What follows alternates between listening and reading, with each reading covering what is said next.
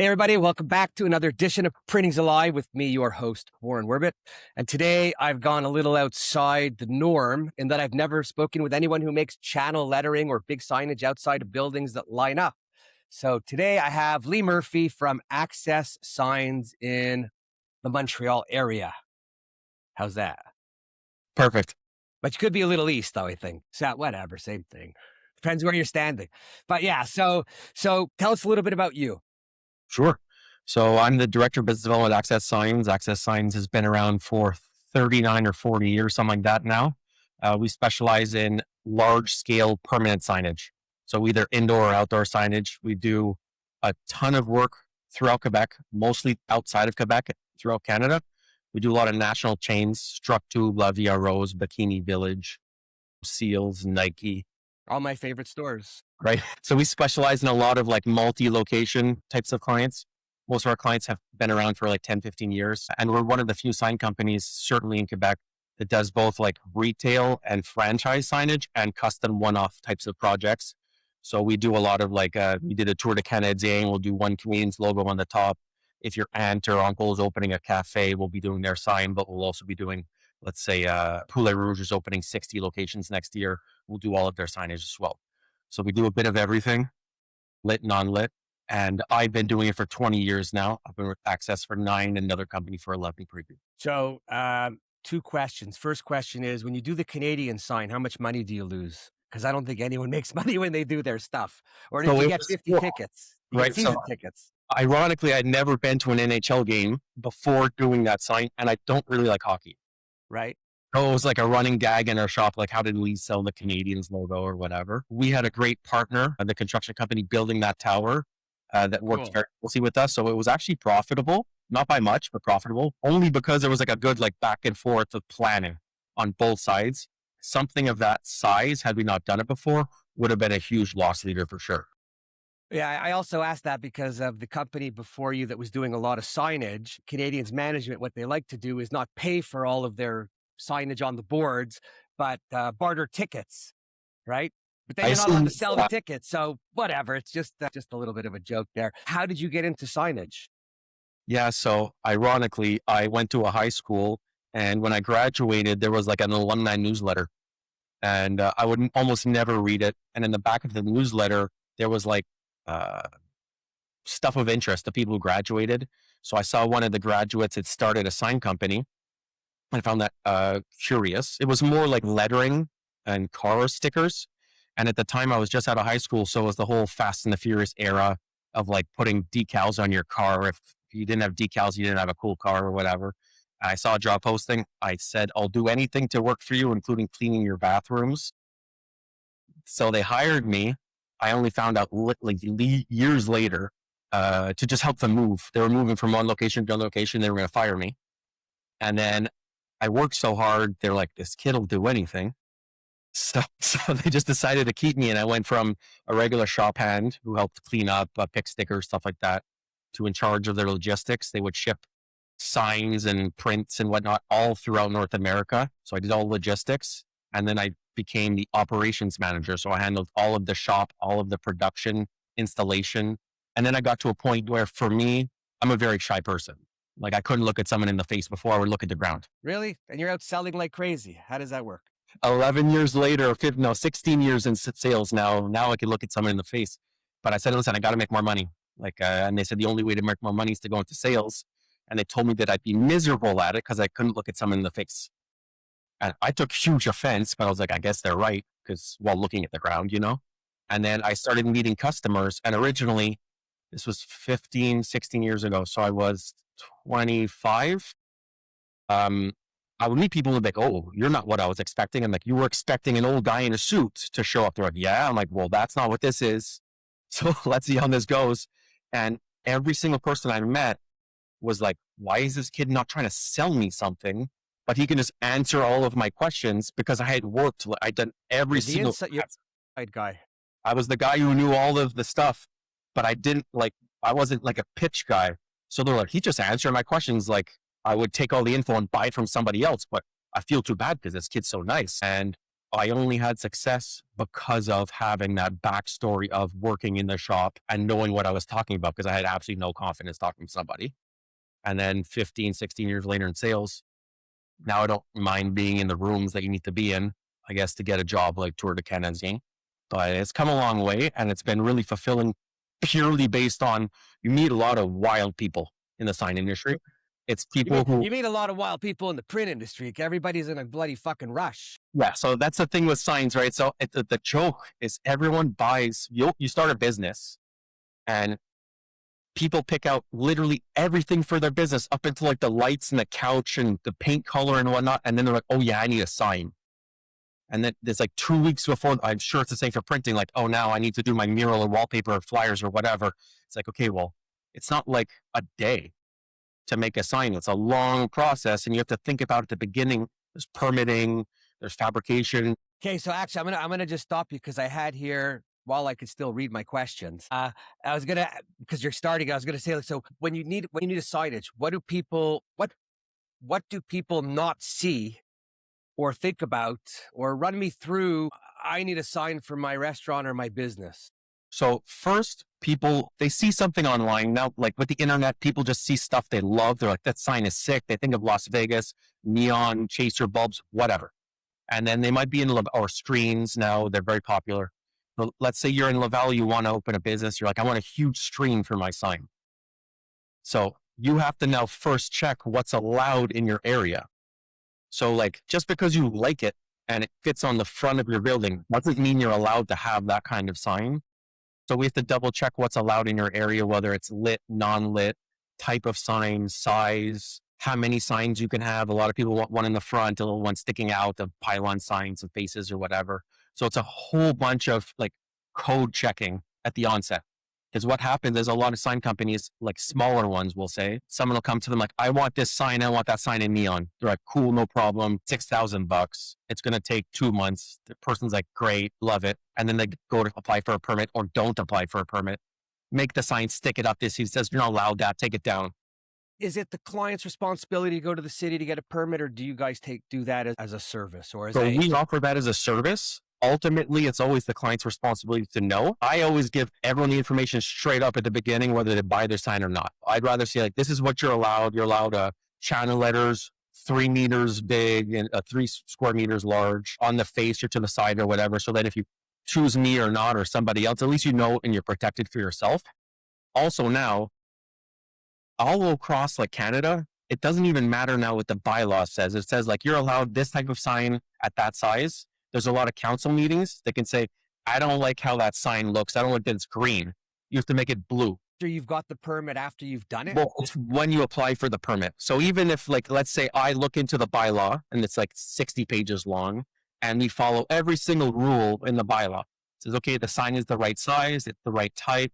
It's the right luminosity or whatever. They can still say like, I don't like that it's red. Someone might think that it's a street light or something, a stoplight, make it blue. So like, it's a long, frustrating process, almost like 8 out of 10 times. So that alone is a huge amount of time that a lot of people either don't budget into their like time frame. So I'm just thinking, aside from budget, what about brand and color? So generally, it's rare that they'll make you change your color. It's only if it's close to an intersection and it's like a stop sign color, so like red, green, or yellow. It's also if some flash. In some places, you're allowed a flashing sign, like a chaser bulb. It really comes down to a fight then at that point between the sign company or the person, the customer, and the city, and saying like, no, listen, this is my brand guidelines. I can't deviate from this. What will you accept? Can you just change it a little bit? And there's a lot of back and forth. And it's never like, here's my permit, wait a week and you get a permit. There's always like a lot of back and forth with the city or any of this. That's just because of bureaucracy and those people have nothing better to do with their time. And a lot of the times it's not even just the bylaw, it's the person at the desk.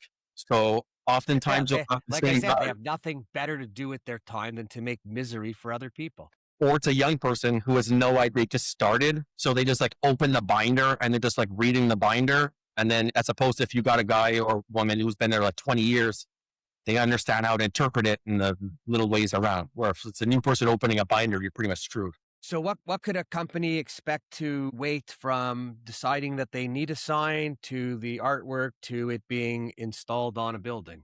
So About for industry standard, let's take the permit out of it. It's the only part that's variable. You could wait a day. You could wait 8 months for a sign permit.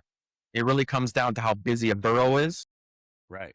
Once you get a sign permit, it's generally like 6 to 8 weeks to get any sort of lit sign. And a lot of people are like, okay, well, aren't signs made by like robots or like little Chinese people? Like it's like this, like they think it's crazy. It's like it happens. It's a long process. There's like dozens of people who there's a bunch of people welding your sign, cutting your sign on a CNC, moving the materials, painting it, installing the LEDs, final assembly, crating, shipping, installing, project management. It's a whole bunch of people. So, I mean, at least for me, until someone comes and visits, forget my sign, any sign company, a lot of people are ignorant to like what goes into getting a sign for your business. They think it's pretty straightforward. Yeah, I don't think it's just the sign industry. I think it's everything. People are just in this I want it now and I want it now and I don't really care. Yeah. In print, it was always the same thing. How long could it take to put together 32 pages? Well, you want 5 colors, you want a varnish, you want a lamination. It's got to dry, it's got to be stitched, it's got to be finished. So, do most of your customers come in at least once to see the place or So my strategy is twofold. If someone's on the fence about buying their sign, I invite them. Everyone's always blown away. It's like Santa's workshop on yeah. steroids. Like there's like 30, 40 people in the back. There's shit everywhere. We got massive paint shops, guys welding stuff. It's wild to see. Or if it's a customer who has a specific program where we have to respect certain brand guidelines, materials that are being used, certain things have to be galvanized. So they'll come through with different parts of the project just to come through and see like, okay, yeah, that's exactly how I expected. Or, oh no, maybe we should stop and change this a little bit or whatever. So it's twofold. It's either if I want to sell something to somebody or if someone really needs the reassurance that it's on the right track. Now it's easier with, you could go in the back, take a picture, email someone a picture of their sign being made. It brings there's a lot of delays in the sign industry for whatever reason. I'm sure it's in printing that one print press goes down, you're screwed for 100,000, Well, you're waiting, and I think the biggest delays everywhere are client approvals. So that's a little less bad in the sign industry because we straight out tell people if you don't approve it by Tuesday, you're not getting your sign for opening date. And Right. people get spooked, so they generally go forward with it. Well, that's funny. Yeah, Yeah. because we would wait and wait and wait, and then they would, come back at 5 o'clock and say, "Okay, are we still getting it tomorrow?" No. I see on LinkedIn you post a lot on AI. So like we have a program that works backwards. So it says if you need your sign by September 13th, it has all the steps. So it says you must approve your drawing by this date. We had that before AI, a form that we created, and Yeah. nobody reads, right? Well, we just They, boldly go into signing it. Yeah. yeah, no, you have no choice but to do that.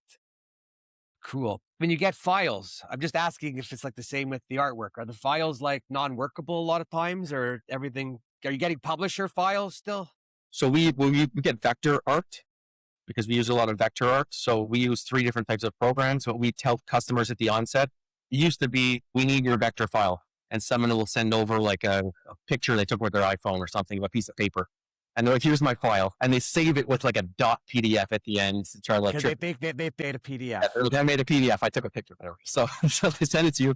And then like, I don't check it. I'm the salesperson. So I send it to the designer. Sorry. The designer's like, someone took a picture with their phone of a paper. Like, I can't use this. So at the onset, we wanted to make sure we made customers happy. We would do all the vectorizing ourselves. It got to a point where that's absolutely ludicrous. The amount of people were just taking it back, didn't know. So we started charging people. We said, either you send us your file or we'll charge you a fee to do it for you. And then 9 times out of 10 people send the file. And if they don't, they're like, I don't have it. I'd rather you just do it anyways because I could have it for myself after. So that's went great. What's happened now is ChatGPT, people will say, hey, I need a sign for my business. And they're like, please see the examples. And I'll get like 7 examples that are clearly ChatGPT. And I'll be like, oh, like that doesn't work like this. They're like, I want exactly like that. I'm like, perfect. What font did they use? They're like, I don't know. I'm like, okay, well, Like, And you have the rights to the font. And did you pay for the font? And did you? well, what I found out now is ChatGPT will create its own like name of a font. Because I sent a project recently to a designer. He's like, "That's not a font. You can't find that font." He's been doing it for 20 something years. He sees a font, he could pretty much have an idea of like what type of which one it is or whatever. So I reached out to the customer and I said, like, "That's not a font." They're like, "Of course it is. It's luxury bold serif." And I'm like, "No, ChatGPT just wrote that as that's not a real font. You can't download that from something." And they're like, "Oh," and it's happening more and more now where people are using those types of programs or Canva to say like, "Here's my art file."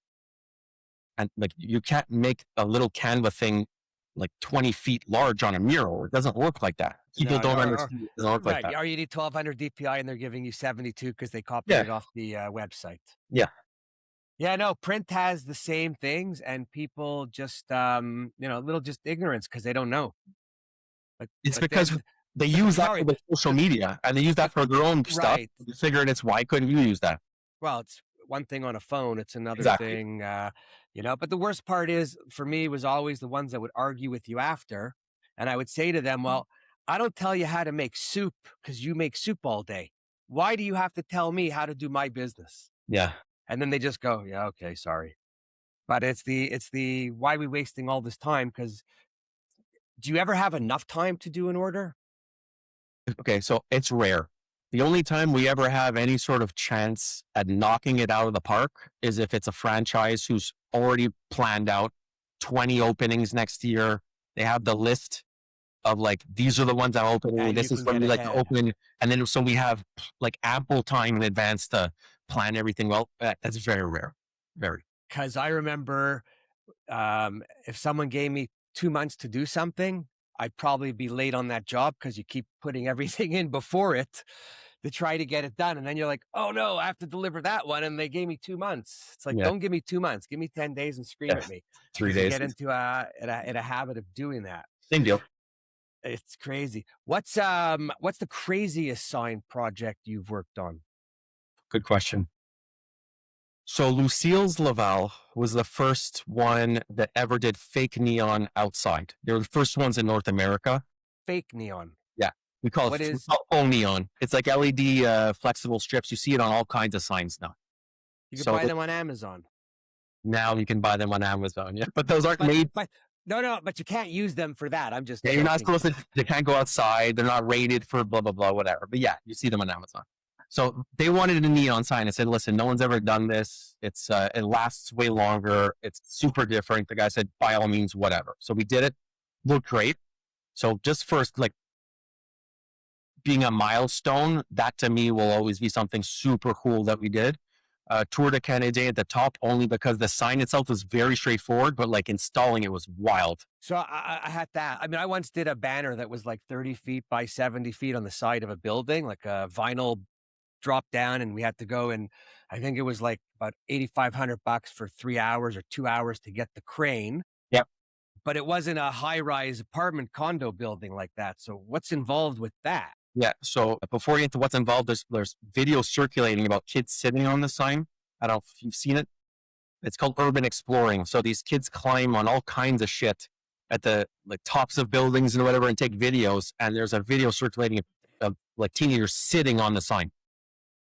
So I discourage anyone who sees a nice sign at the top to sit on it because like horrible things can happen. Thank God I built it so that you can, it's safe, but you never know who does Well, what. you got to be an idiot, who Yeah, are the parents of these kids? exactly. So basically what has to go from the second someone says, I need a sign like that to the second it's installed, it was like a 14-month process. We have to make sure that there's anchors in the wall. The anchors have to be built into the wall while they're building the wall because it's all glass. So they have to have certain threaded rods coming out in an exact template that we give them. So the construction company builds all the anchors and everything. After that, we have to build an entire structure to secure the sign on the wall. That's a Canderel project. Canderel project, yeah, exactly. And Reliance Construction, both great Right. companies. Well, they do a lot of stuff together always. Exactly. Then we have to build an entire structure. We have to have an engineer stamped, city permitted, and then we coordinated with them for this particular instance. They had a tower crane in the top of the building to lift the sign. The struggle was they could only turn over the sign where the sign went. They weren't doing the facade, because how buildings get done is they do it like floor by floor. So they finish floors, and at the end, it's months later. So we had to lift the sign using their tower crane and then put it on the balcony of the penthouse. So whoever lives in the penthouse has a huge balcony. We lifted the sign and put the sign on the balcony because the tower crane was going to leave in like a month. So that sign stood on that balcony for 8 months. No way. Finished and everything. Finished and everything. It sat on, it was like three stories under the where it was going. So it sat there, and then we had to build what's called a portable, in French it's un grue portique. It's like a portable crane arm system. Engineers stamped on the roof that would hang over and then take the sign from the balcony and pull it up 3 stories so we could install it onto the wall. So it was the whole process. So the sign itself was a joke. We made it in like a week. But there was 12 to 14 other months of planning. And if at any point any of that went wrong, like the day we were lifting was too windy, you couldn't do it. If there was any sort, we had to block off the street and everything. And at the end, a fun fact is any sign that's up on the top of a building like that, you put double the amount of lights in it so that you never really have to.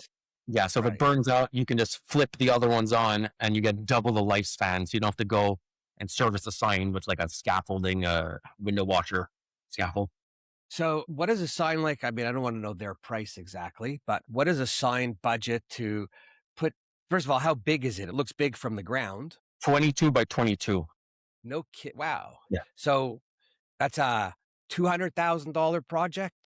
So the sign itself wasn't very costly. Like 12 grand probably. No. Right. So you're bang on. And really? Okay. Yeah, the installation was the most. So it was like the install was close to $60,000. That's for life. So it's that's for life. And it's at the end of the day, when you hear something like that, it seems enormous. But in the grand scheme, I mean, to a regular person, if you say, hey, that was 80 grand, let's say, you're like 80 grand, that's wild. But in the grand scheme of how much, let's say, a building costs to build, it's like 0.05%. Not even. It's tiny. Right. So like I'm doing the new CN Tower. They're moving downtown from their current building to the new building. That's a similar idea. So again, the sign, it's nominal, but it's all of the equipment and the logistics and the installation that's the costly part. Wow. That's and then what about like liability? So are you on the hook for the liability? What, because you're installing it, or? Well, there's a number of things, right? So like if we build and install it, we're liable for the full thing. For how long? Life? Probably forever, if I had to guess, in perpetuity. Wow. That's why we have an engineer stamp projects like that. So it's rarely required. In that situation, it was required by the customer, and we would have done it regardless, just for everyone's liability. And in that part, it becomes the engineer's he's for all of the attachments and everything to the building. So if one of those failed, that person would be liable for that. And once the guy's signing off on the building, what's the sign? I mean, the kid sitting on it. I mean, so like technically, if that sign fell off the wall and there's a video online of like 12 kids sitting on it, we're not necessarily liable because it's not built to have a load. 12 kids. And what are they doing up there? At the same time, I mean, it's a great sales pitch for me. Like sit on my. Yeah, no, wow. That's crazy. Yeah. Crazy. How important is signage for businesses? Do businesses look at signs and then say, I don't need it? Or you have to convince people that they should get a sign? I'm biased because I sell signs, but if you don't consider that portion of it, listen, at the end of the day, it's like anything. People judge you on the clothes you wear, the watch you wear, how you speak, your haircut, like if you stink. It's all the same thing when it comes to a sign. Like if you have a shitty quality sign in front of your business, they're going to assume you're probably chinsing out a little bit on the quality of your product or service in the building. And I know many successful people who bought poor quality signs. What? No, sorry. Okay, I was going to just say, what makes a poor quality sign? Like how does somebody make a mistake? So let me rephrase all that. Yeah. I need a sign. I know nothing about signs. I go into what used to be the yellow pages, but I go online now. What am I doing? What mistakes am I already making? Like when you talk to people. So generally we'll go off a person who's never bought a sign before. because people who have a director of procurement or whatever, they have an idea of what to look for. But let's just say I'm opening an ice cream shop and I need a sign for my business. What I should be looking for is a few things. One is a company who's certified with the proper insurance. So if they're licensed and bonded, if their vehicle has a logo on the side, if a vehicle like an install truck or a pickup truck that shows up does not have a logo on the side, it means that they're not confident in their work. Because often what happens is if they're installing a sign and someone comes by like an inspector, they can put all their stuff away and drive away and no one saw like who did it. Right. Okay. But just on a side note, there's a few companies that just do installation and they don't have a sign because they don't want the Agreed. contractor. Right. Fair point. They should be members of the Quebec Sign Association Right. Okay. only because it's the only association in Canada that requires its members to have certain things. So like a sign company must have a RBQ license. It must be UL or CSA certified in terms of their lighting and electricity. Because at the end of the day, unless you open a sign and know what you're looking for, you have no idea what the quality of the plexiglass, the LEDs, the vinyl, you have no idea. So anything that goes into a sign, you should be like, okay, so what kind of LEDs are they? Is it like an American brand? Is it a well-known Chinese brand? What kind of vinyl are you using? Is it 3M, Avery, Arlong, or is it some sort of like Lee Murphy stick tack? Like you should generally look into things that are brand standards when it comes to your sign. You should always ask, are they willing to send you photos of it being built? Are they giving you an official estimate and not just tell you a price in email like that's $11,000, but it's not broken down how much is the sign, how much is install, what kind of warranty you're getting, what's included in your warranty. Some people might say nothing. Some people might say all kinds of stuff, but if it's not written down on some sort of estimate or It's contract, not worth anything. no warranty, And at the end of the day, signs are expensive, but you should only need to buy them once, And if you're going to have your business open 5-10 years, you're only amortizing that cost over the length of your business. And I know for me, I generally, whenever I'm visiting somewhere, I go into places all the time because they have a cool sign. It catches my eye. Like, what's going on over there? That sign's wild. Like, I don't even know what they're selling. And I just want to go. Maybe it's because I'm in signs, but I know that for a lot of people, it's like a landmark, Right. Oh, no, for sure. And I'm laughing because I'm thinking back to like one of my best customers ever in print had no sign on the door because he didn't want to be seen. Right. So for me, knocking on his door was a godsend because others were walking by. But that's a needle in the haystack. Well, the right? crazy part is you don't know what it costs you to be missing those customers. Right. Because you never truly have a market share on what that was. I know for people, restaurants, retail environments, like if you don't have a sign, you're messing up. Like your neighbor has one, they're going in there.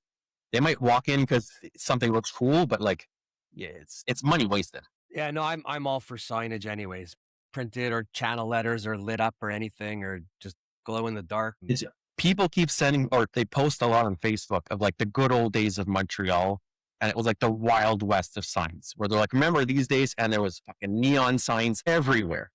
And people say, You're thinking of the massage parlors, but anyways. Right? How can they do that again? It's like, I love the whole like nostalgia. At the same time, like people didn't give a fuck if like your sign was in front of your window, like that Seinfeld episode with the chicken restaurant and Kramer not being able to sleep. Right. Like there's a lot of that shit. At a point, it's good that we've regulated a bit. Now I think it's crazy, but we've come a long way as a city. So the next question was, how has the signage changed over the years? Like I know how print has changed. How has it changed over the years from say when you started and how long it took to do certain things to how has the technology advanced it now? Programs have gotten better. Machinery has gotten better. Machinery's gotten larger. So like CNC tables that used to be tiny are huge now. We have laser cutters where just because you can't cut something on a CNC, like a drill bit for a letter, you can cut something like that big.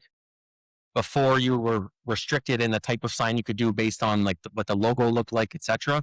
Now, I mean, it's like carte blanche almost. If you want the smallest lit up acrylic letter like that and you want it to be that deep because you saw that somewhere, like almost anything is doable now. A lot of people are more open to different types of materials. It used to be like, it has to be just every channel letter has to be channel letters, has to be built the same way. Now people are really open to trying to do something different. I think a lot of people want something that stands out from their neighbor. I think that has come with a double-edged sword where a lot of people are buying some signs in China because the shit they do in China is wild.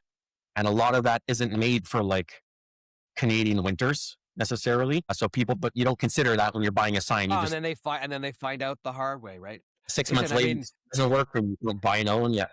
5 months out of the year here, because it's and other places where it's cold, you can't put store windows or outside facing Exactly. adhesive because the window's too cold. So Too you have to cold. always think ahead. Yeah. Is China a problem? It's not when you have strategic partners. So China has been a great resource for the sign industry because a lot of the material we use does come, or most of it does come from China. But when you find the right resource and the right partner there, when it comes to finding the best quality material, the best quality LEDs, vinyl, etc., it is a bonus. It's not when you like see on Etsy, like buy this sign on our Amazon for $20 because they're making 3,000 of them. It's not that they don't care about the quality of that sign. They care about the volume that they're selling. The biggest change in the sign industry, it's not even the material or the equipment. It's been how we've treated like the newest product.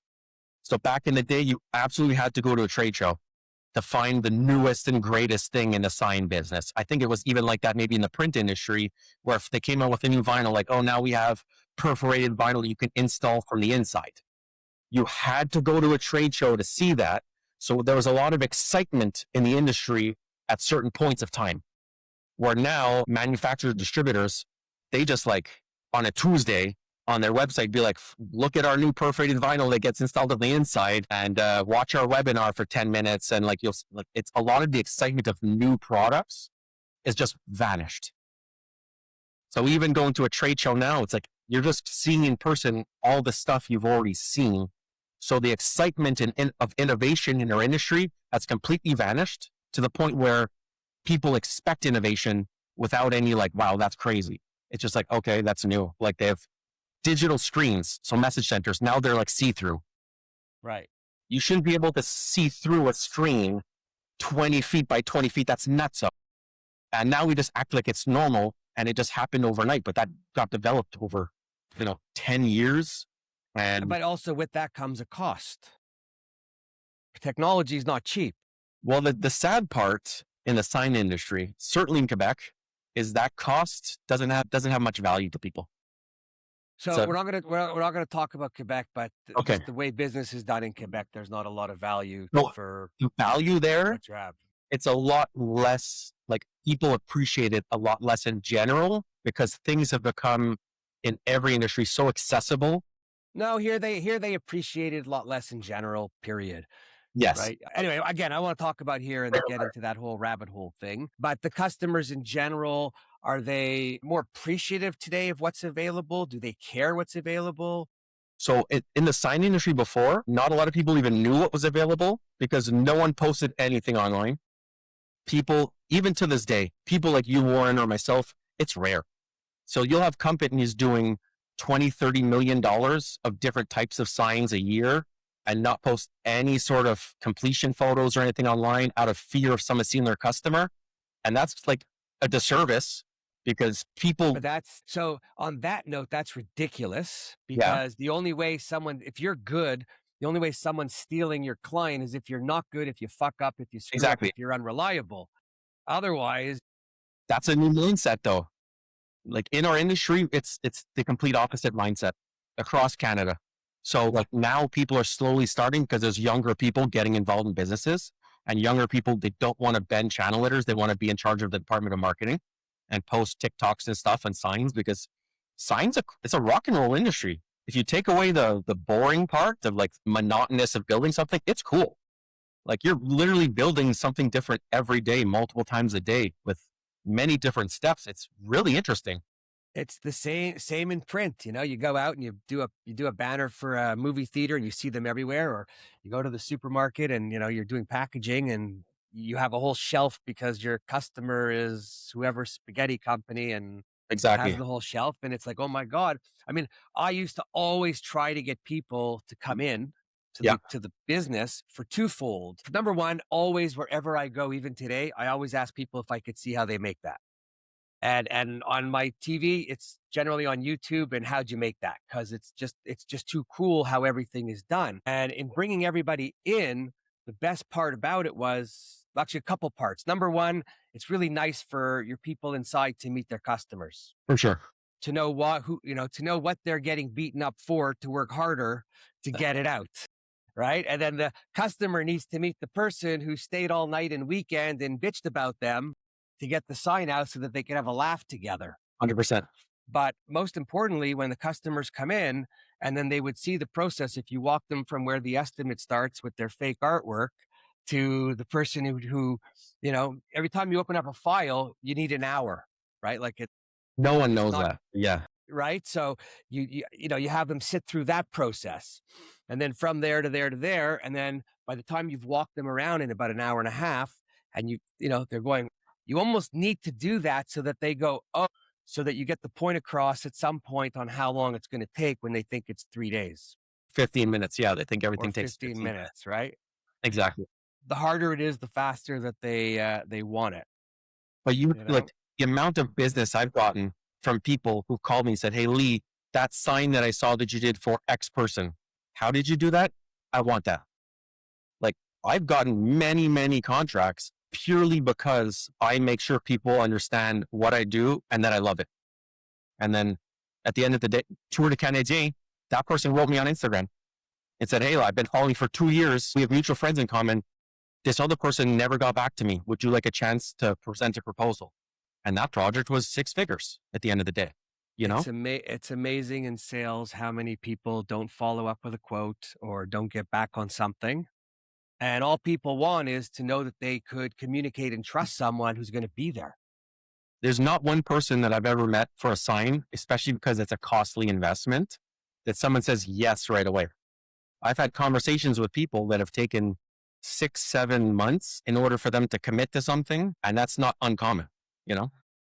No, and they also have a lot on their plate where the sign is the last thing to do and it'll go on the building or the door or something, even though it could be the most important thing. For sure. But when you're building your building, you need the building up before you can put the sign up. Exactly. So it's kind of, craziest. What's the craziest, sickest story, rushing, doing, falling off a building, something I've, that ne- like, you know what? I've never had a sign fall, but okay, one experience that I've only experienced once, thank God, that I love telling people is I was tasked with restoring and installing a number of historic signs in a museum downtown. It's called the Museum of Memories on Saint Laurent Boulevard. And Matt Soar from the Concordia University donated a number of his signs because he has a collection. He has a Montreal Signs project there to the museum. And they're old vintage signs. And one of the signs that was going to be installed was the 281, which for everyone who doesn't know was the #1 male strip club for many years in downtown Montreal. There was like lines of women around the block for like almost every evening. And the it woman was a good place to go to pick up women if it was older. just standing outside the cold waiting to see guys. So the person who owned it died and left it to his daughter or something like that. And then the daughter sold the building to some condo developer. So she was donating the signs to the museum.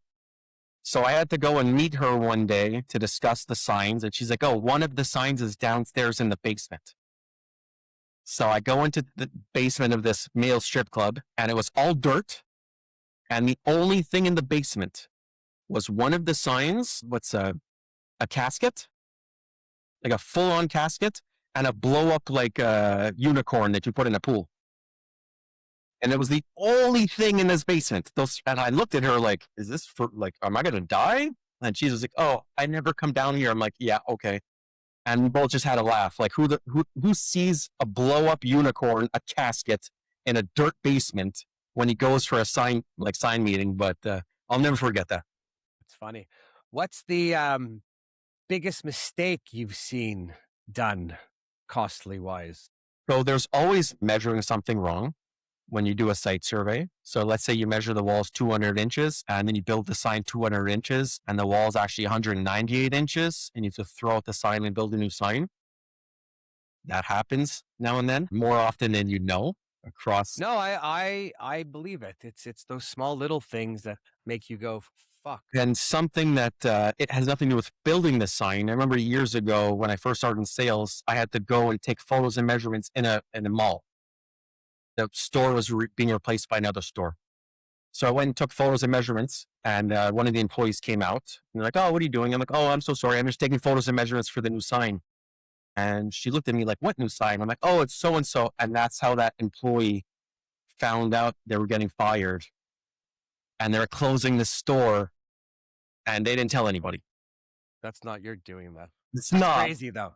It's one of those lessons where you make the mistake, you never make that mistake twice, you know? So I think of a mistake I made. First of all, so just before my mistake, Yeah. what's the biggest cost mistake? Like I've done we've had like $60,000 mistake once in print. Yeah. Or I kill myself. Signs have fallen off the truck when they've been taking off. The crane like boomed, the arm broke once, and a pylon, when it was being installed, came smashing down. We had to redo the entire pylon because it was damaged. That was $30,000-$40,000. Generally, the mistakes are in the $2,000 to $3,000 range. It's a part of a sign or an entire sign. It's never been massive, only because we generally we have a lot of steps to go through, but it's also not like it's a significant amount of money at the end of the day. You do that enough time throughout the year and you just eat away all your profit, you know? It's manufacturing, right? It's like that's why people don't understand all the necessary steps for approvals or checks and balances. Exactly. Or nobody in manufacturing makes enough money to cover mistakes. Well, the margin's very small, so you have to be diligent. Like at what, like 70-80%? That's the print industry. No, print industry is like, yeah, no. Actually, the average print company probably nets like 2%. The ones that are average and not that smart, and the smart ones probably do in the 8 to 10% net at the end of the year if they're good. But all manufacturing, you have to watch, right? It's how has automation helped your industry, or has it? A lot of it for us has been like software, not so much automation, because there's not a lot of repetitive tasks one after the other. But a lot of it has to do with software. So like you just said, like margin. Most sign companies have no idea how much money they make until the end of the year, if that. Like there's no tracking of did this one project make X, like how much did this project make? Did it lose or whatever? So we have a system that calculates every single thing that goes into the sign, including hours. Everybody's putting in their time, every material they use. So we estimate. Yeah. So we estimate the project at the beginning. We'll say like it takes 20 hours to weld or whatever. And then that person who welds it will put in his time. And then at every month they see like, okay, we're estimating properly or estimating a little low or a little high or whatever. So we know exactly where we are in terms of like loss and profit for the most part. Most sign companies have no idea. They're just regular guys who started a sign company. And at the end of the year, it's the money in their pocket. They were profitable. If they didn't, they lost, you know? It's like the printing industry, right? I mean, we used to have this software for our estimating and all of our shop production. And for most of the jobs, everybody would be required to put in, while they're doing it, the time and everything, so that you have something to base it on at the end. For us, it was who wants to keep doing repeat work if you're not making money the first time. Right. I remember the previous sign company, we did a lot of large format printing.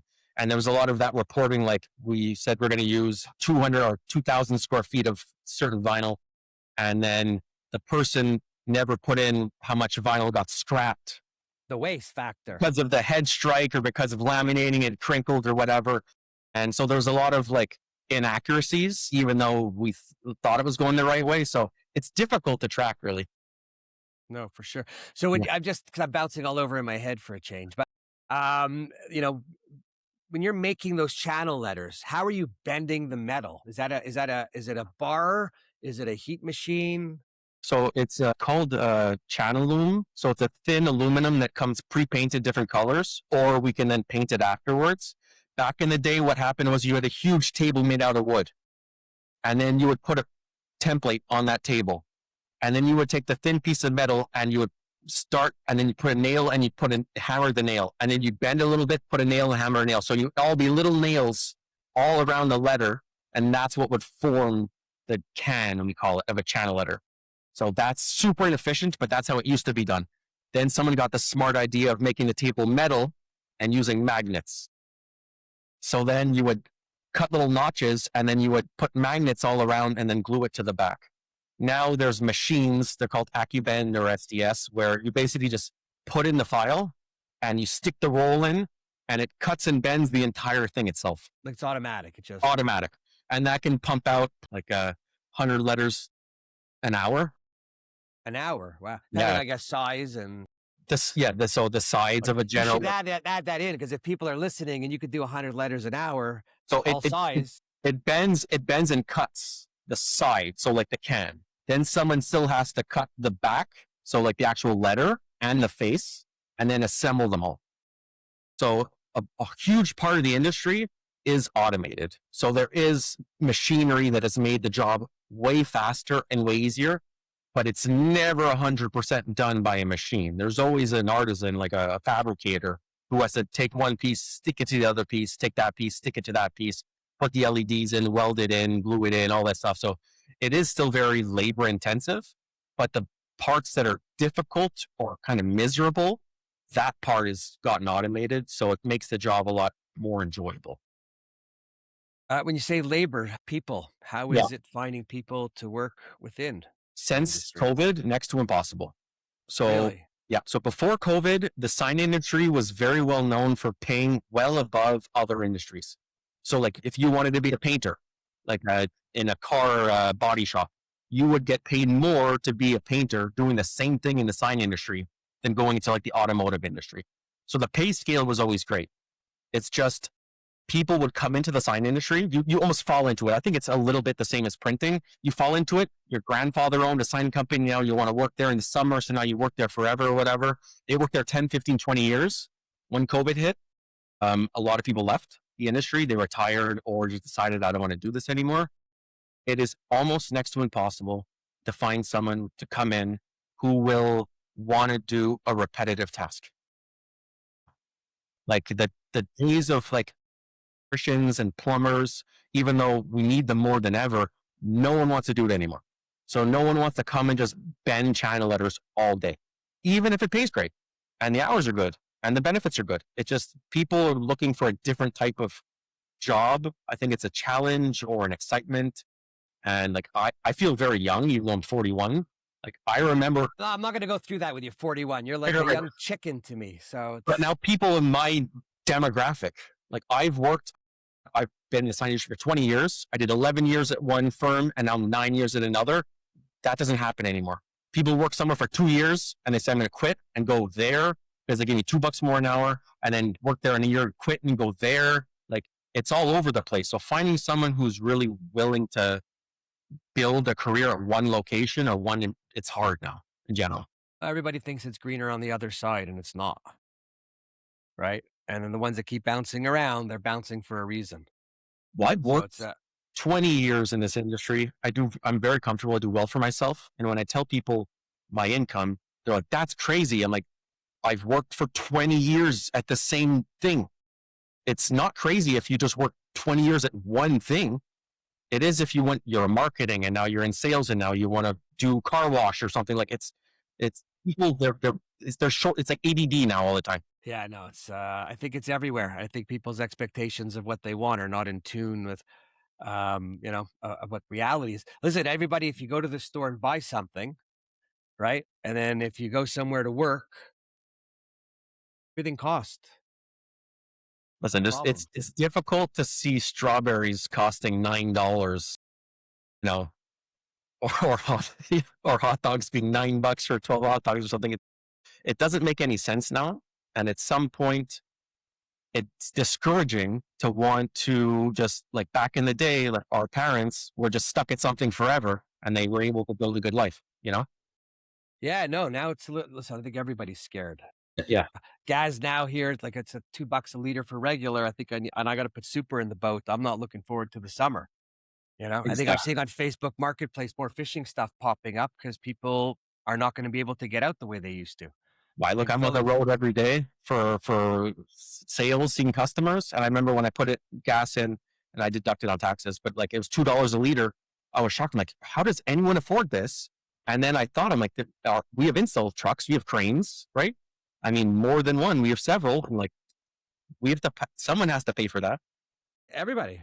everybody. And it gets if it doesn't get passed on, we pay for it. If we pass it on, you pay for it. Like it's just You have to pass it on. But anyways, yeah, no, but everything is outrageous today. It's exactly. kind of crazy. But so where do you see signage going? Is it growing? Is it shrinking?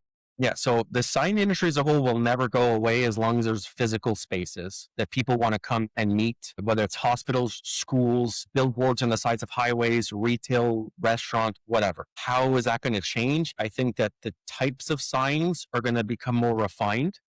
So like already now, when you think of a channel letter, it's like a big can with like a little face that goes on with a return. Now you have ones with no return. You have ones where they're a lot less deep, where the thinner it is, the more like hotspots you get on LED.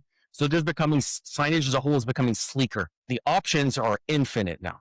So it really comes down to how creative you are, how creative a customer is and what their budget is. And the sign industry as a whole will never outgrow the amount of physical spaces. So I can speak for, in general, the signage type of person is looking to collaborate with a lot of large format printing companies because it's the same industry, but not.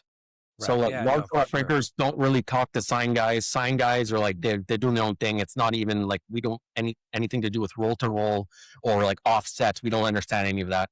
But we're serving the same customer.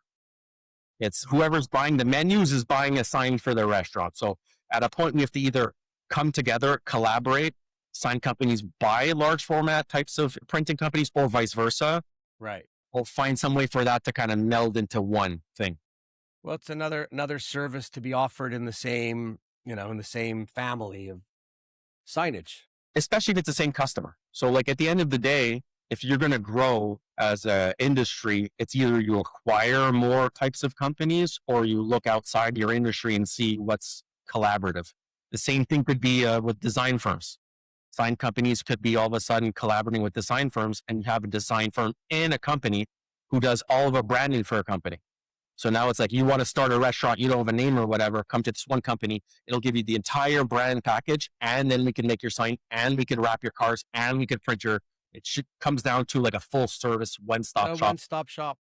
One-stop shop. I remember when we did our sign, it was I think it was like a 12-foot channel box with just printed vinyl on the outside and big fluorescent lights on the inside, and even that was about like $6,800 or $7,500 installed. But then think of when you're starting, like maybe not in your case because you're in printing, but let's say you wanted to wrap your trucks and you also wanted to print flyers for promotion or whatever. You had to call 3 guys. And Well, then so yeah, so actually I started where we are here, the one-stop thing, because I had all the different printing, I had the labeling, we had the mailing, we put in the large format, then we were wrapping cars for different franchises. And the idea was just that we had all of our color down, we had all of the branding down for the company. And the real benefit, and maybe a lot of the young people don't see it today, is the time they save by leaving it all in one place yes, and everything relatively matching. I remember at my previous sign company, they bought a piece of machinery specifically for one customer because they were doing promotional posters, large styrene posters in all of their retail stores twice a month. So the amount of volume that it was printing, and the customer would come on site and make sure every single one was the right shade, like skin tone, the right like olive green, because it went with their color scheme in their line that month or whatever, to the point where that retail customer opened their own sign company in the basement of their head office specifically to make sure that they could just print exactly what they needed. So they understood. Is that Reitman's? That's right, means yeah. So Yeah, they opened their own sign company they all thought that, and then they all went away from that, because right? it's a lot of maintenance and you have to know what you're doing, not just Right, it's not just the body. You have to just the pay thing. for the equipment. You have the maintenance, the update, the technology, the change the machine every 3 years. Like, it's like everything else, right? People think it's just easy, it's cheap, and you could do it better. But Yeah, you can't really do it better than the people who do that. only do that exactly. Yeah, no, absolutely. Wow, wow, wow. Time flies, but that was cool. Cool. So interesting. And I don't know how not everybody has a sign anyways out there, You got to. right? You got to. Absolutely. So before we move on and out, anything you want to add, anything you want people to know about the sign industry, about needing a sign, All I what can it's like say to live is without one? Say whatever you want. make sure whatever, if you're proud of your brand or your product or service, there's no reason you shouldn't have a sign outside of your business. At the end of the day, you're going to attract a ton of people who've never heard of you. And at the end of the day, it's not just about repeat customers. A large part of business is attracting new people to your brand or business. A sign is an easy one-time thing to do that. A sign is a silent salesperson, sits out there 24 hours a day, 365. Like you're not paying them sick days, unemployment. You're not going to find somebody else, hire, fire, all that stuff. But if you are thinking of buying a sign for your business, just make sure you do your due diligence. There is a large scale of type of sign company, from a guy in a garage to a company that has all of the necessary things to make sure that you're protected and your business comes out looking properly. Lastly, don't be scared to promote yourself unrelated to the sign industry. I know that Warren, something I see all the time, I see his people wearing shirts about printing. He promotes other people in the print industry. Share your pride for your industry loudly. Because whether you buy a sign or not from me, I know no matter what, you're going to think about signs. Just because of hearing something like this, it'll give you new appreciation. The same thing for the print industry. Both industries seem boring on the onset, and you have absolutely no idea the capabilities and the possibilities that are available to you for your business. So I want to thank Warren for having me on. I want to thank you for the love you always show me in social media, and keep it up. Cool. And the other thing is, when you do a sign and then someone comes in or sees you and says, I love your sign, how good are you going to feel? Right? I have an 8-year-old, and it's in this industry, we're all notorious for doing the same thing. There's not a day I don't drive around and be like, hey, dad did that, or I did that. And she's 8, and she even talks about signs. And every time she sees a sign, she goes, oh, look at that one. That one's nice. Did you do that one? Like, there's a certain pride in that. For sure. Okay. So we're going to end this with if you love what you do, you're going to do it better. Yeah. And if you don't love what you're going to do, if you don't love what you're doing, then just get out of it and be happy. Look how happy Lee is here when he even to show his kids every day. So, Lee, first of all, thank you for taking the time to come on. My pleasure. Always interesting and good to learn more about the sign industry and just not sticking, vinyls up on walls. Everybody else, appreciate you listening. If you'd like to hear anything that I haven't spoken about, please reach out. If you want to be on, reach out. If anything, just reach out. And I would encourage you to go to the printwhisper.shop and look up some of the hoodies, sweatshirts. I'm sure you could find some conversation starter that'll help you in your daily life. Other than that, always appreciate you all. Thank you. Thanks, Lee.